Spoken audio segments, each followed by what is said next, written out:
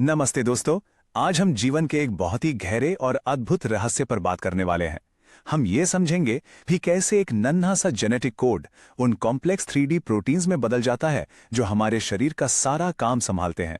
मतलब आपका खाना पचाने से लेकर आपके खून में ऑक्सीजन दौड़ाने तक सब कुछ आपकी कोशिकाओं यानी सेल्स के अंदर छिपी एक खास भाषा से तय होता है।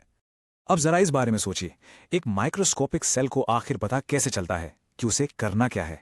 अगर आप खुद को छोटा करके अपने अंदर झांक सकें तो ये कोई शांत जगह नहीं है।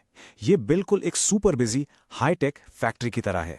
लाखों छोटी छोटी मशीनें एक साथ काम कर रही हैं, इंस्ट्रक्शंस पढ़ रही हैं और जीवन की इमारत खड़ी कर रही हैं। लेकिन किसी भी फैक्ट्री को चलाने के लिए एक मास्टर प्लान तो चाहिए ही होता है ना।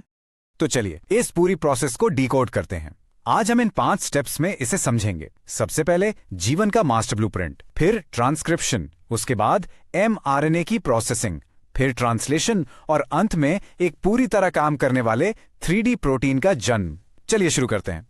सबसे पहले स्टेप पर आते हैं the master blueprint of life, nucleus और डीएनए।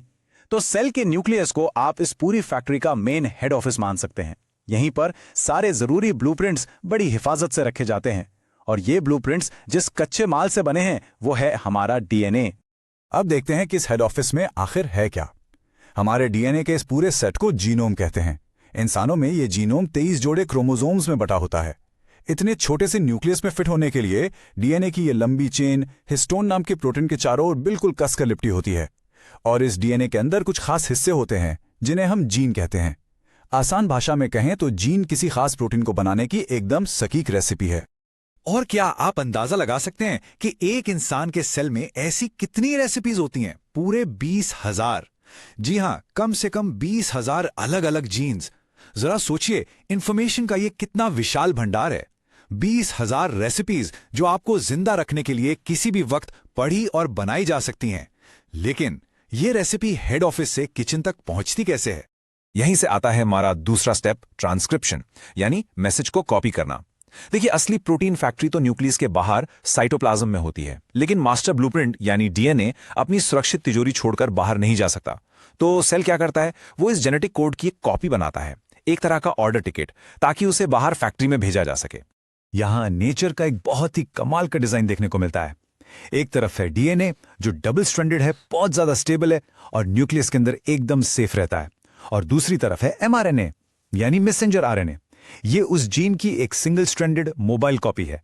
ये एक मैसेंजर की तरह काम करता है जो न्यूक्लियस से निकलकर प्रोटीन बनाने का ऑर्डर बाहर फैक्ट्री तक ले जाता है। तो ये mRNA कॉपी बनती कैसे है?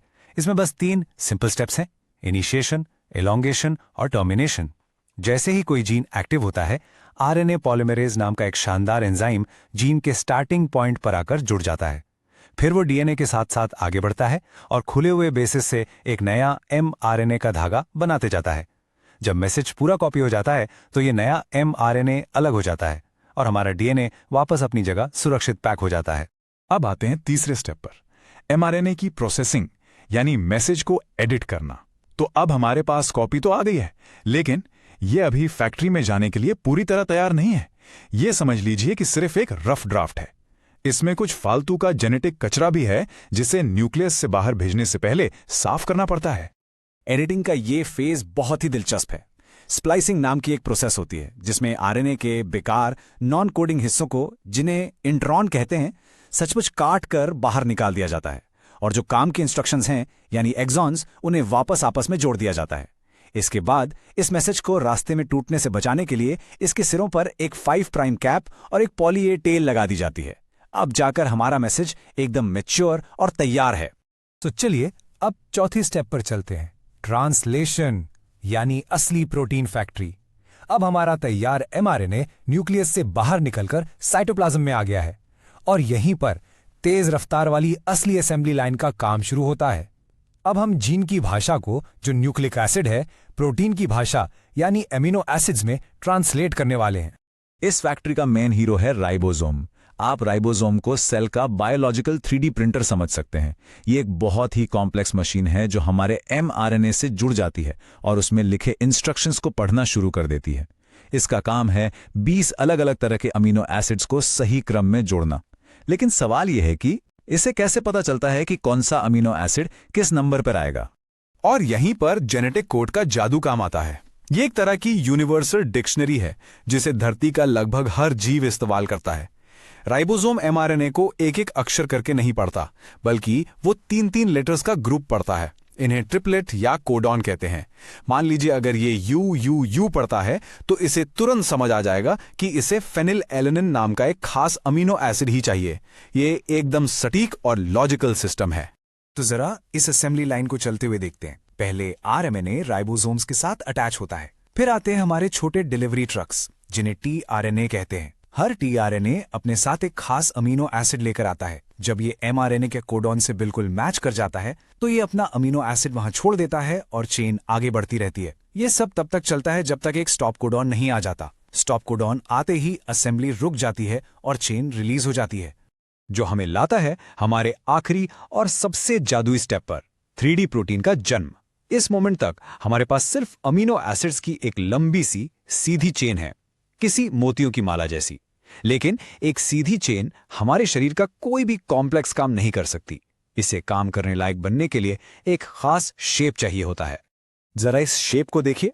ये एक मायोग्लोबिन प्रोटीन का पूरी तरह से फोल्ड हुआ 3D शेप है। जैसे ही अमीनो एसिड की चेन राइबोसोम से बाहर निकलती है, वो तुरंत मुड़कर कुछ इस तरह का एक कॉम्प्लेक्स स्ट्रक्चर बना लेती है। बायोलॉजी का एक बहुत ही बेसिक रूल है, स्ट्रक्चर ही फंक्शन तय करता है। अगर ये प्रोटीन बिल्कुल सही शेप में फोल्ड नहीं हुआ तो ये अपना काम कभी नहीं कर पाएगा। और ये बात आपको हैरान कर देगी कि ये पूरी फोल्डिंग कुछ सेकंड के हिस्सों में ही हो जाती है। पानी की रैंडम हलचल और अमीनो एसिड्स के केमिकल प्रॉपर्टीज की वजह से प्रोटीन अपने आप एक परफेक्ट काम करने वाले 3D शेप में ढल जाता है। और पता है, कभी कभी तो प्रोटीन को सही शेप देने के लिए चैपरॉन नाम के मॉलिक्यूल्स इनकी मदद भी करते हैं। तो अंत में हम मॉलिक्यूलर बायोलॉजी के उस सबसे बड़े सिद्धांत पर वापस आते हैं। डीएनए से आरएनए बनता है और आरएनए से प्रोटीन। इसी तरह जेनेटिक इंफॉर्मेशन आगे बढ़ती है। जरा एक पल के लिए इस बारे में सोचिए। इस वक्त जब आप मुझे सुन रहे हैं, आपके शरीर के अंदर ऐसी अरबों माइक्रोस्कोपिक फैक्ट्रीज एकदम परफेक्शन के साथ काम कर रही हैं। लेकिन चलते चलते मैं आपके लिए एक सवाल छोड़ना चाहूंगा।